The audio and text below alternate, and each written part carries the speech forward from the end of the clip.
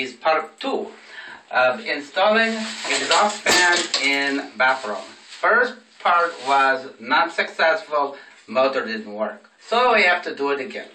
Of course, we have to go back down to Home Depot and get another one. So, this is the same one as we had before. If you look right here, you'll have 2 little tabs. What you want to do is you insert it into the slot up there, the tabs go in, and then all we have to do is screw it into place, and there's already a hole right here where the screw is going to go. And we've already tested the motor, so we know it works. And remember, safety first. Always use a ladder. Unless you're tall, and you don't have to.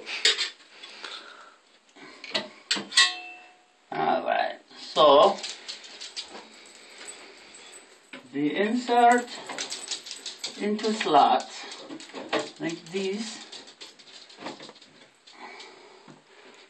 making sure everything is good, is in proper place. Now we screw in, we put the screw in right there. That's it.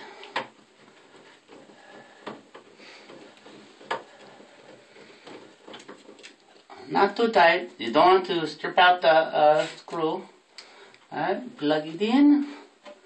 Alright, then we test it. Oh, and it runs like a champ. Now, we put the cover back on. This is the vent cover. On the side of the vent cover, you have these little clips. Each one of these, what you're going to do is you're going to bend them in,